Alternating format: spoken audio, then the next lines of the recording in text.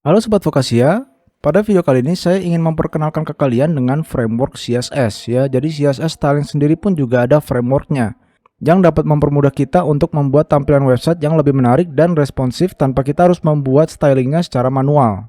Maka dari itu, di sini saya ingin memperkenalkan ke kalian dengan framework CSS yang paling umum digunakan yaitu Bootstrap. Jadi Bootstrap ini adalah salah satu dari sekian banyak framework styling yang bisa kita gunakan pada aplikasi website kita. Di mana salah satu kekuatan dari Bootstrap ini dan alasan kenapa dia itu paling umum untuk digunakan adalah dia itu mengandung kode pre-made CSS atau kode CSS yang sudah dibuat supaya kita dapat dengan mudah memasang stylingnya ke dalam aplikasi web kita. Sebagai contoh, apabila kita memiliki beberapa tag dalam website kita seperti ini, kita tuh dapat dengan mudah menerapkannya hanya dengan memasang class styling pada elemen-elemen yang membutuhkannya. Selain dari itu, keunggulan dari Bootstrap di sini adalah dia itu menerapkan sistem layout 12 kolom seperti ini, sehingga komponen-komponen styling Bootstrap yang kita gunakan pada aplikasi kita itu sudah bersifat responsif ya. Jadi dia basisnya itu adalah Flexbox. Karena dasar prinsip dari penggunaan Bootstrap di sini adalah prinsip mobile first approach ya. Jadi dia fokusnya tuh ke aplikasi mobile duluan, agar tampilan styling dari Bootstrap itu dapat dengan mudah menjadi responsif antar platform seperti desktop dan platform-platform lainnya seperti tablet dan smartphone ya. Sebagai contoh dari penggunaannya di sini, anggap di sini saya memiliki sebuah elemen list yang berisikan item tombol home di sini ya. Di mana melalui Bootstrap kita dapat dengan mudah menerapkan stylingnya seperti ini. Nah, kalau kita lihat di sini dari contoh penggunaan Bootstrap, kita itu hanya mendefinisikan beberapa kelas pada elemen kita seperti ini agar tampilan tombol kita sekarang itu menjadi jauh lebih menarik ya. Dimana sebagai pembuktiannya di sini pada bagian head, saya itu tidak mengimport styling CSS apapun ya. Jadi saya cukup mendefinisikan link di sini yang mengarah ke CDN Bootstrap supaya kita dapat dengan mudah menggunakan styling-styling yang diberikan oleh file CSS Bootstrap di sini. Nah, dimana seperti yang saya sebutkan sebelumnya, Bootstrap itu adalah framework CSS. Jadi melalui Bootstrap di sini kita dapat menggunakan styling-styling seperti ini yang sudah diberikan secara langsung oleh Bootstrap untuk kita gunakan pada aplikasi kita. Dimana kalau kalian lihat di sini pada repository Bootstrap yang diletakkan di GitHub, kita dapat melihat berbagai kode-kode styling yang dapat kita terapkan pada aplikasi kita ya. Karena memang Bootstrap ini tuh bersifat open source, jadi kita dapat melihat kode-kode styling yang diimplementasikannya secara langsung.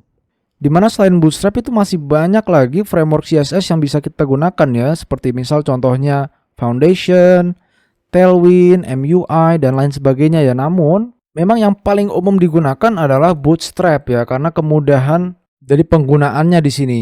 Dimana kalau kita lihat di sini di data paling terbaru pada tanggal 23 Juli 2024, kita tuh bisa lihat di sini Bootstrap itu masih mendominasi secara market share dan penggunaannya secara umum ketimbang framework CSS lainnya di sini ya.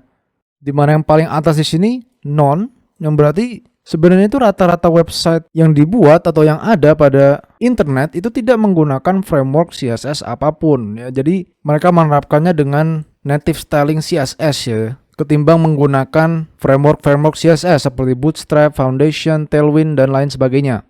Karena kan pastinya pada pengembangan real project ada kasus-kasus tertentu di mana kita tuh ingin menerapkan styling CSS yang sangat spesifik sesuai dengan kebutuhan klien yang kemungkinan framework CSS ini tuh tidak dapat menerapkannya ya. Namun apabila kalian ingin dengan mudah menerapkan styling yang menarik pada aplikasi kalian, apabila tidak ada peraturan-peraturan tertentu terkait bagaimana aplikasi itu harus tampak atau terlihat, nah maka kita dapat dengan mudah menggunakan framework CSS di sini.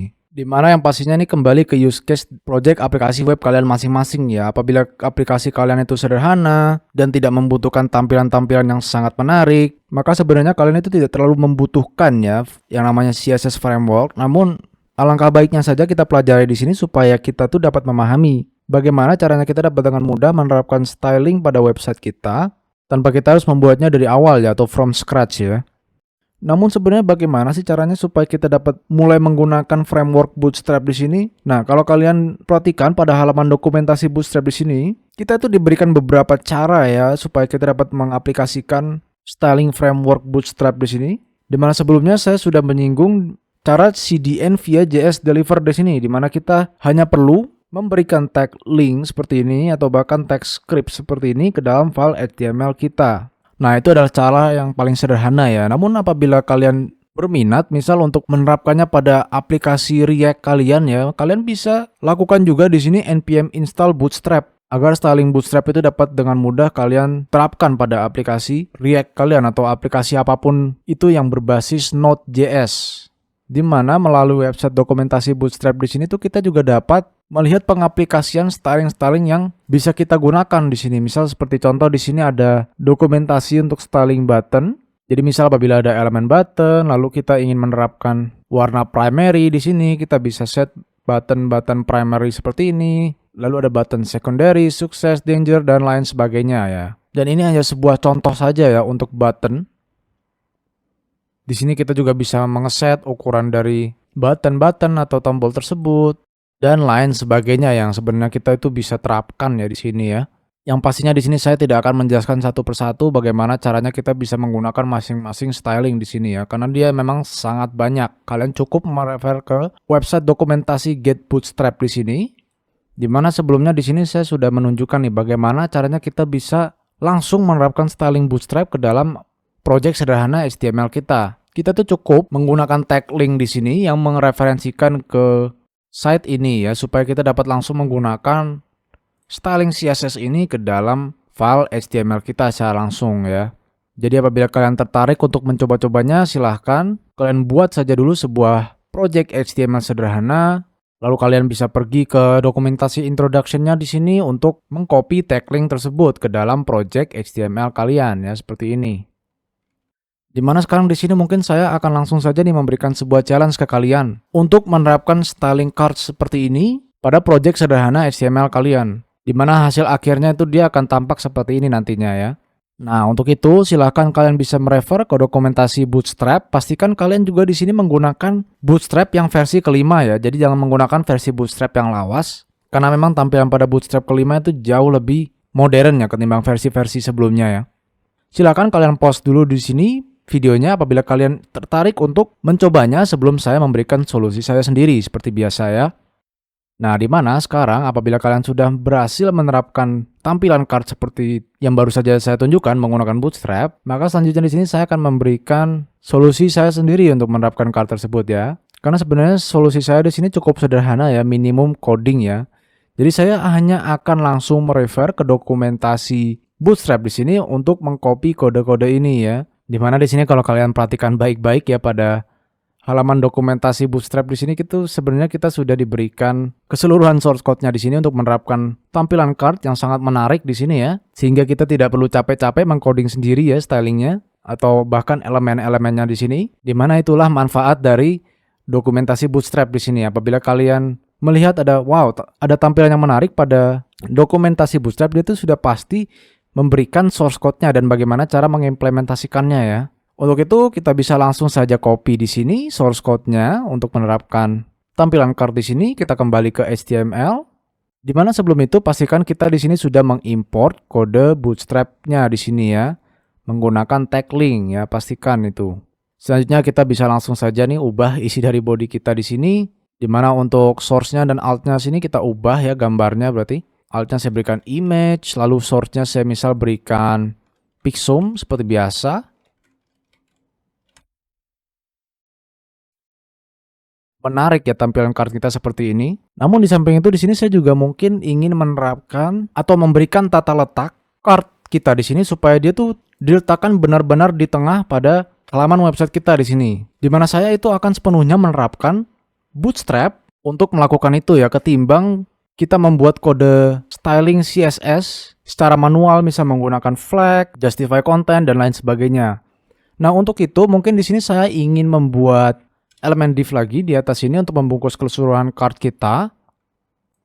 Lalu kita masukkan di sini ke dalam div pembungkus ini, lalu kita benarkan dulu tabbingnya di sini.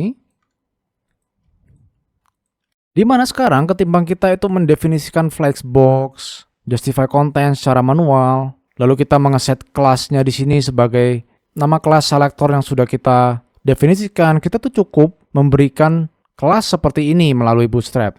Dflex, justify content center, Nah, jadi sepenuhnya itu kita melakukan stylingnya melalui atribut kelas di sini dan bukan menggunakan styling CSS display flags yang sudah kita pelajari pada materi sebelumnya ya.